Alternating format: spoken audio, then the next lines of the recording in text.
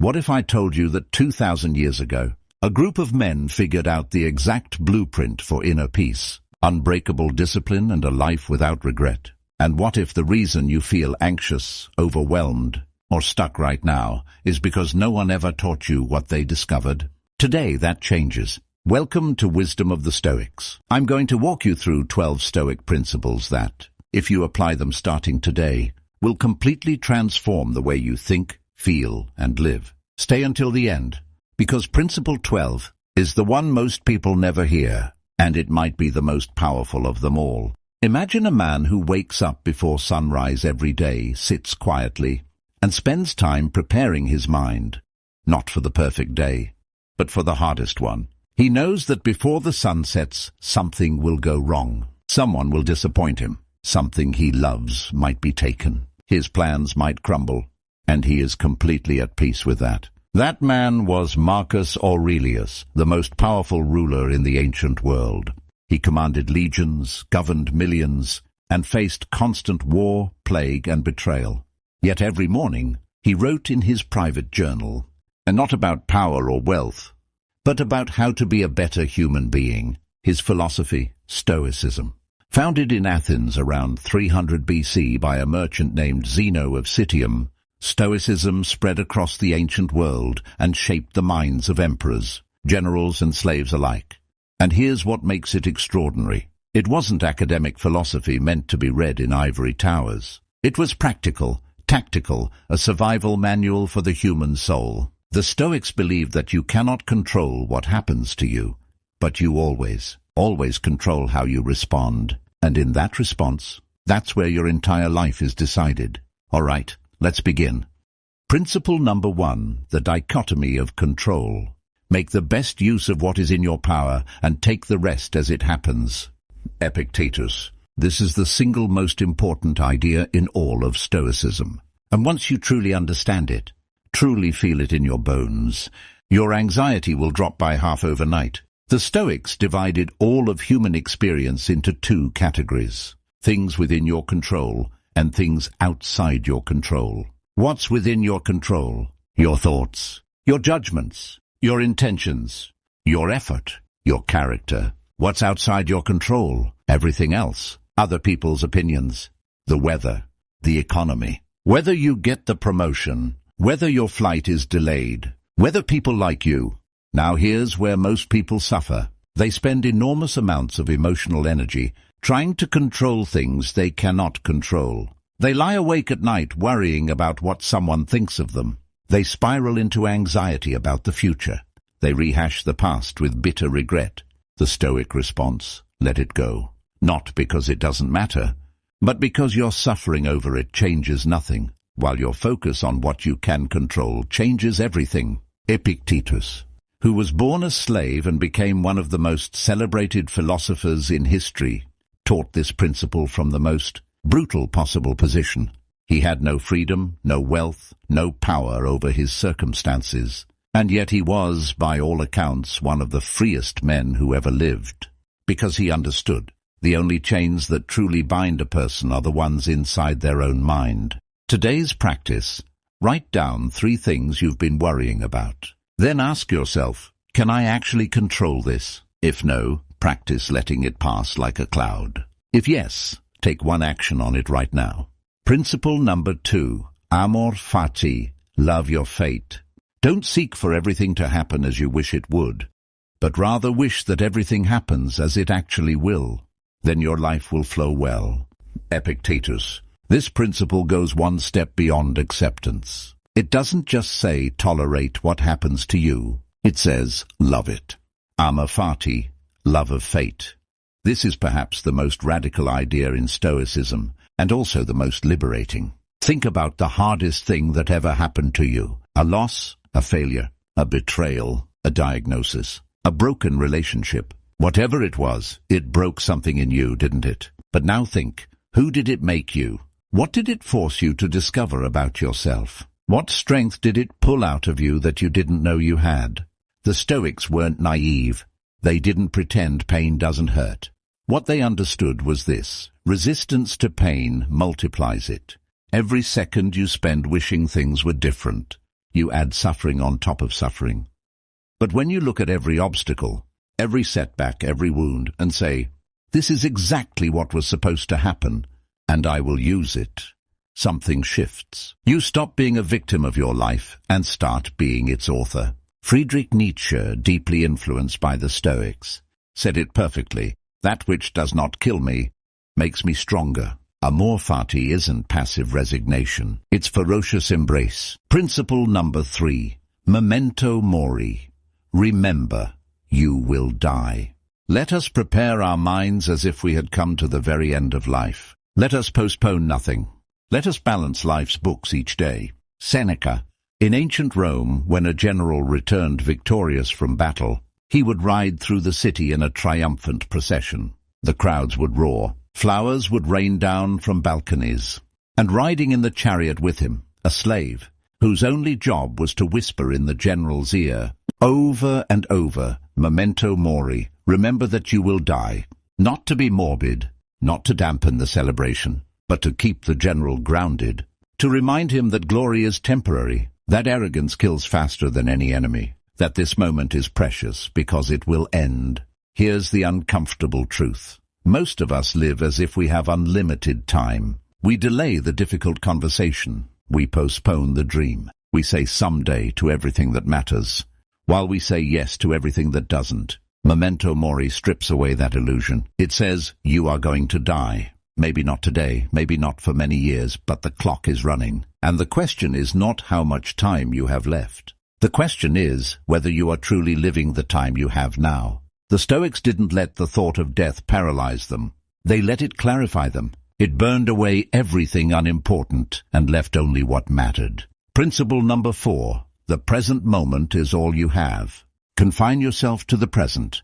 Marcus Aurelius. Marcus Aurelius wrote those 4 words in his private journal, a journal he never intended anyone to read, which means he wasn't performing philosophy. He was living it, reminding himself every single day the past is gone. The future isn't here. This moment, only this moment, is real.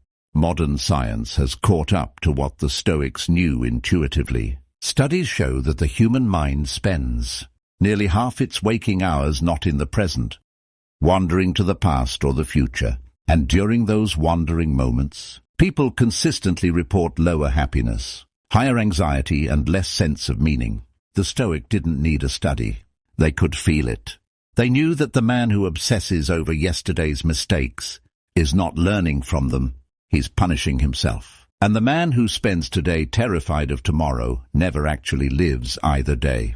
The present moment is where power lives. It's where every decision is made, every action is taken, every relationship is nurtured. Your entire life happens here, in the now. And yet most people spend most of their time anywhere but here. Start small. For the next hour after you finish this video, every time your mind drifts to worry or regret, gently bring it back. Not with frustration, with curiosity, like a river returning to its banks after a storm.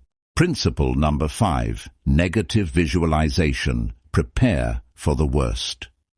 He robs present ills of their power who has perceived their coming beforehand. Seneca. This one sounds counterintuitive, even dark, but stay with me, because this practice, done correctly, might be the single greatest tool for daily happiness that exists. The Stoics practiced what they called premeditatio malorum, the premeditation of evils. In plain language, regularly imagining bad things happening before they do. Now, before you click away, this is not about anxiety. This is about inoculation. Here's the difference. Anxiety imagines bad outcomes and spirals into helplessness. Negative visualization imagines bad outcomes, prepares a rational response, and then returns to the present with deep gratitude for what you still have. Think about something you love, your family, your health, your home, your freedom. Now, gently, not obsessively, imagine life without it. Imagine waking up tomorrow and it's gone. Feel that? That ache you just felt? That's gratitude. Raw, unfiltered gratitude for what you have right now that you walk past every single day without noticing.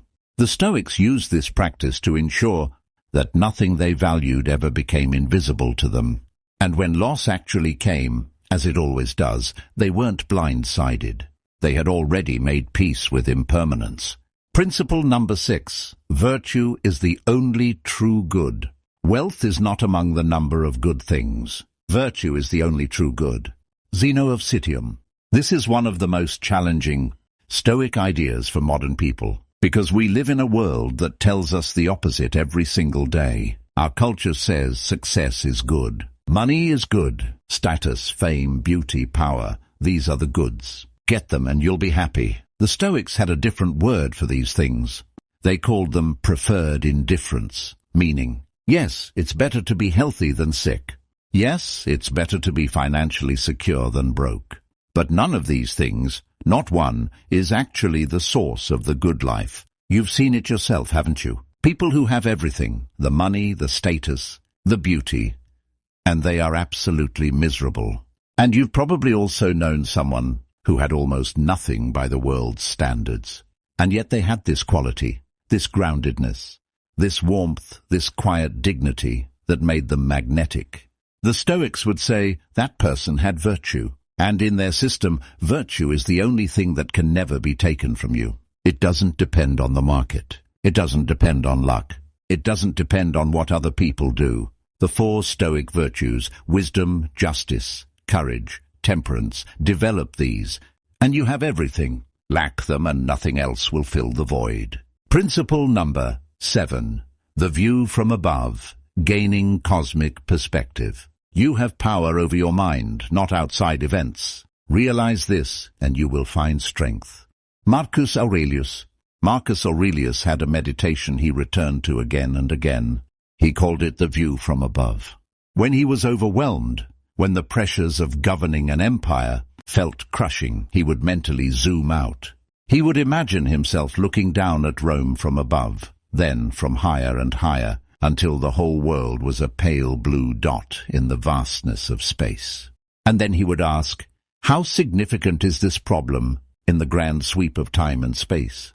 Now, I'm not telling you that your problems don't matter. They do. But most of the things we agonize over? The awkward thing you said at dinner last week, the argument you had about something trivial, the opinion of someone who won't remember you in 10 years? The view from above dissolves the noise and leaves only what is truly significant. Try it now. Whatever is stressing you today, zoom out. Your neighborhood, your country, the planet, the galaxy, the universe, which is 93 billion light-years across and has existed for 13.8 billion years. You are alive on a tiny rock for a brief flicker of cosmic time. And yet here you are. You have the extraordinary gift of consciousness, the capacity to love, to create, to choose. That is worth something. And most of your problems, in the view from above, they dissolve. Principle number 8. Act in accordance with nature. Man is a social animal. He who lives for himself is either a beast or a god. Aristotle, a close parallel to the Stoic view. The Stoics believed that human beings have a nature, a logos, a rational, social virtuous core, and when we live in alignment with that nature, life flows. When we violate it, we suffer. What does living according to nature mean in practice? The Stoics had a surprisingly clear answer. It means using your rational mind, not your impulses, not your fear, not your ego, to guide your choices. It means recognizing that you are part of a larger human community and that your actions ripple outward. It means living consistently, not preaching virtue and practicing vice behind closed doors. Think about the moments in your life when you felt most at peace, most alive, most yourself. I'd wager they were moments when you were being honest, when you were helping someone, when you were doing hard, meaningful work without complaint, when you were being who you actually are, not a performance for an audience. Principle number 9. The obstacle is the way. The impediment to action advances action. What stands in the way becomes the way. Marcus Aurelius. This might be the most practically useful idea in all of Stoic philosophy, and it's one that turns the entire conventional approach to problems completely upside down. Most people view obstacles as reasons to stop. The application was rejected. The relationship failed. The business didn't work. The door is closed. The Stoic mind does something different.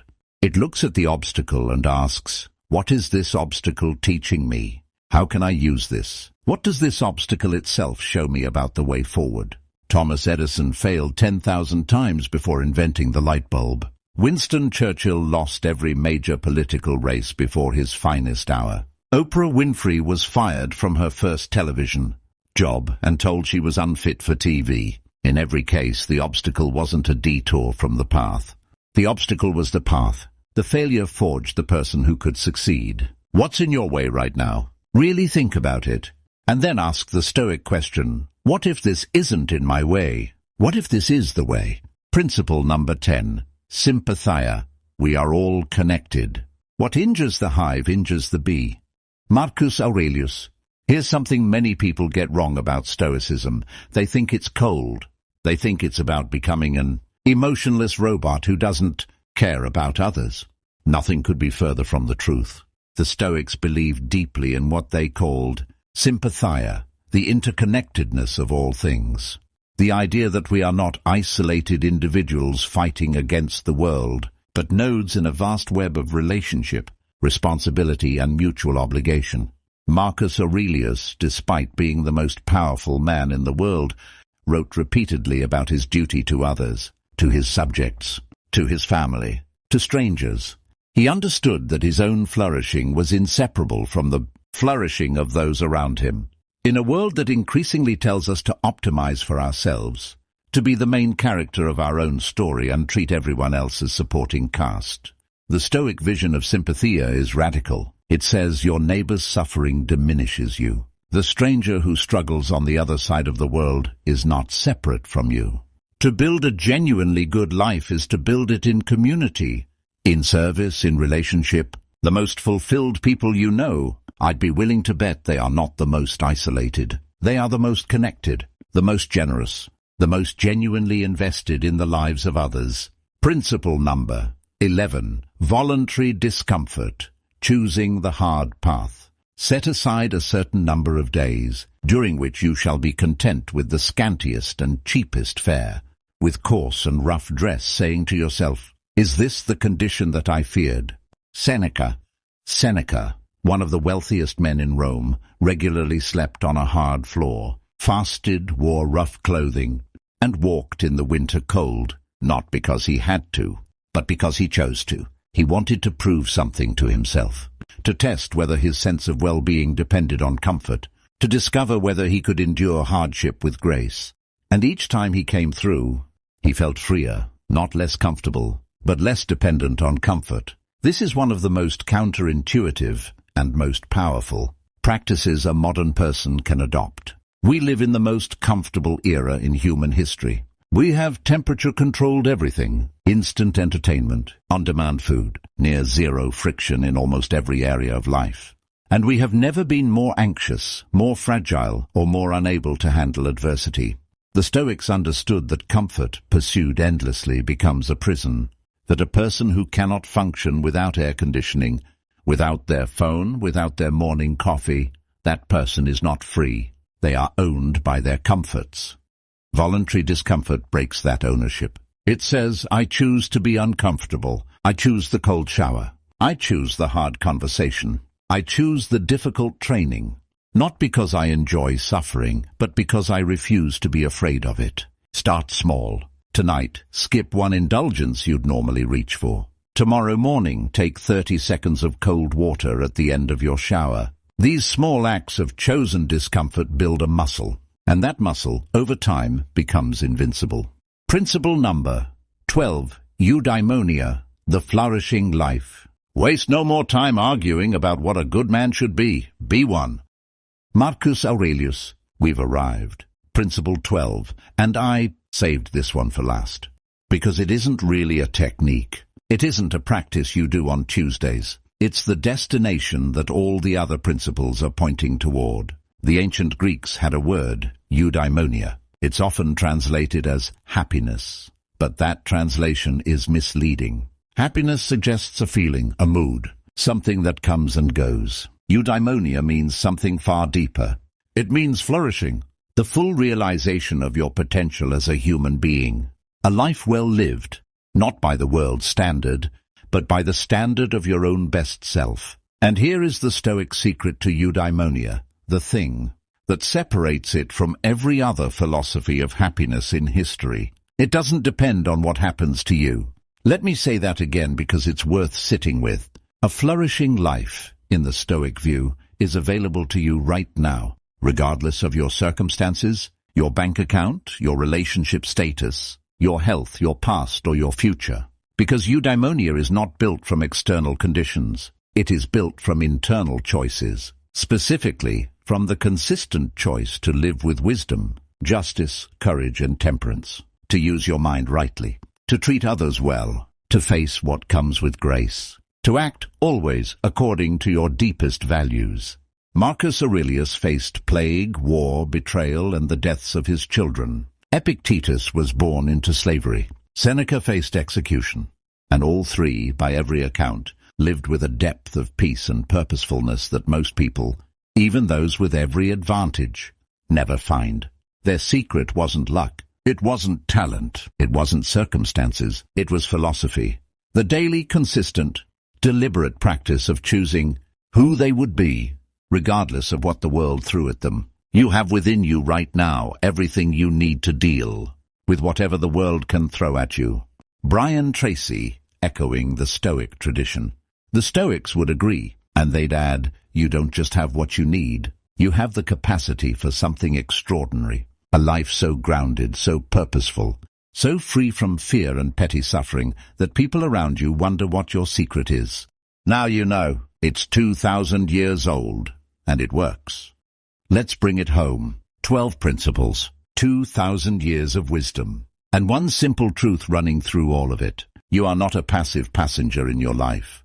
You are the driver, and the wheel has always been in your hands. The Stoics didn't promise you a life without pain. They promised you something better, a life in which pain no longer has power over you, a life in which you meet each day with clarity, purpose, and unshakable inner calm. That's not a fantasy, that's a practice, and it starts the moment you decide it does. Quick recap, your 12 principles. 1. Focus only on what you control. Release the rest. 2. Love your fate, including its hardships. 4. Remember you will die. Let it make you fully alive. 4. Live in the present moment. Power only exists here. 5. Visualize loss to amplify gratitude. 6. Virtue is the only lasting good. 7. Gain perspective. Zoom out from your problems. 8. Live in alignment with your true nature. 9. The obstacle is the way forward. 10. You are deeply connected to others. Act like it. 11. Choose discomfort before it is chosen for you. 12. Eudaimonia, the flourishing life, is built from the inside out. The Stoics are gone, but their words, their journals, their letters, their lectures survived. Not because they were famous, but because they were true. And now those words are in your hands. What you do with them, that's up to you. That's always been up to you. And if you're new here, welcome. We go deep on Stoicism, ancient wisdom, and the philosophy of a well-lived life. Subscribe and turn on notifications, because every week we publish content designed to make you sharper, calmer, and stronger. There's a playlist linked right here of our most powerful Stoic videos. Start there. Your future self will thank you. Until next time, stay grounded, stay purposeful, and remember,